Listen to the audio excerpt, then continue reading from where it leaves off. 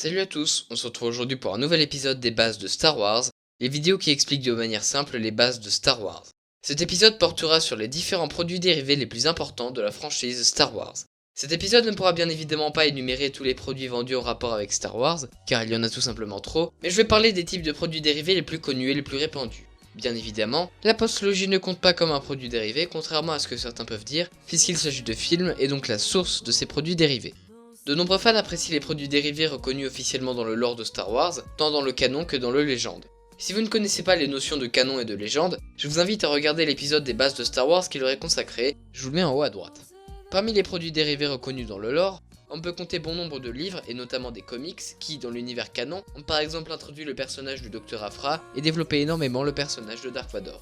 Des livres sont également sortis en format audio comme Dooku Jedi Lost. Par ailleurs, la chaîne Star Wars Audio Comics a pour concept de doubler les comics qui sortent pour en faire des livres en format audio, aussi je vous la conseille si vous pouvez comprendre l'anglais, je vous mets bien sûr un lien en haut à droite. Autre que les comics, de nombreux romans font également partie de l'univers officiel, canon ou légende, comme la nouvelle trilogie Throne de Timothy Zahn, Lost Stars, Dark Disciple, etc.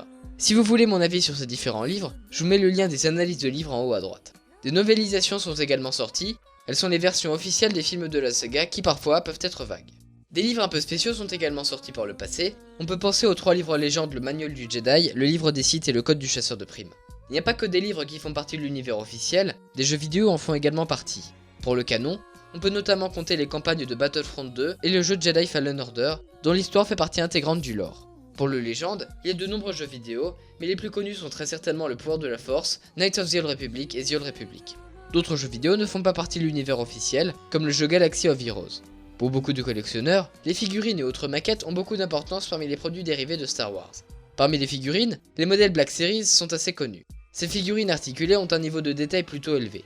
Bien que n'étant pas spécifiques à l'univers de Star Wars, les figurines Funko Pop représentent une partie de plus en plus importante des produits dérivés Star Wars. Si les figurines que je viens de vous présenter sont très répandues, les divers modèles et sets Lego Star Wars occupent une partie colossale des produits dérivés de Star Wars, avec plusieurs centaines de produits. Il suffit de voir le nombre de versions différentes des différents personnages de la saga en version Lego pour se rendre compte de l'immensité de la chose. Certaines miniatures de vaisseaux sont tout simplement magnifiques, et d'autres gigantesques. D'autres produits dérivés ne sont pas dans des séries particulières, on peut par exemple compter les nombreux jeux de société en rapport avec Star Wars, tant les originaux que les versions alternatives de jeux déjà existants. Différentes versions de sabres laser en plastique sont sorties, mais il en existe également de qualité largement supérieure. Pour conclure cette vidéo, je voulais vous présenter la collection de produits dérivés que je possède. Cette vidéo ayant été réalisée longtemps avant sa date de sortie, cette liste ne représentera que ce que je possède alors que je fais cette vidéo et non à l'heure où vous la regardez. Pour les romans, vous pouvez tout simplement regarder les différentes analyses de livres pour savoir lesquels je possède, vous pourrez alors ajouter le livre des Sith à cette liste. Pour les comics, je ne possède que quelques épisodes isolés car je préfère les découvrir en format audio. Je possède le guide visuel des épisodes 8, 9 et Solo, l'encyclopédie visuelle, le guide des véhicules de l'épisode 8, ainsi que le livre Créatures plus Aliens. Pour les jeux vidéo, j'ai le pouvoir de la Force 1 et 2 en version Wii et PC, Battlefront 2 et Jedi Fallen Order.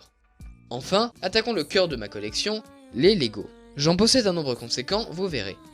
Le 30496 U-Wing Fighter, le 75127 The Ghost, le 75163 Krennic Imperial Shuttle, le 75165 Imperial Trooper Battle Pack, le 75164 Rebel Trooper Battle Pack, le 75133 Rebel Alliance Battle Pack, le 75226 Inferno Squad Battle Pack, le 75007 Imperial Patrol Battle Pack, le 75210 Moloch Sloan Speeder, le 75099 Ray Speeder, le 7536 Droid Escape Pod, le 75193 General Grievous Combat Speeder, le 75215 Cloud Rider Swoop Bikes, le 7568 Yoda's Jedi Starfighter, le 75081 T16 Skyhopper, le 75200 Acto Island Training, le 75093 Death Star Final Duel, le 75211 Imperial TIE Fighter, le 75188 Resistance Bomber, le 75149 Resistance X-Wing Fighter, le 75172 Y-Wing Starfighter, le 75094 Imperial Shuttle Tiderium, le 75235 Slave One, le 75153 AT-ST Walker, le 75054 AT-AT, le 75256 Kylo Ren Shuttle,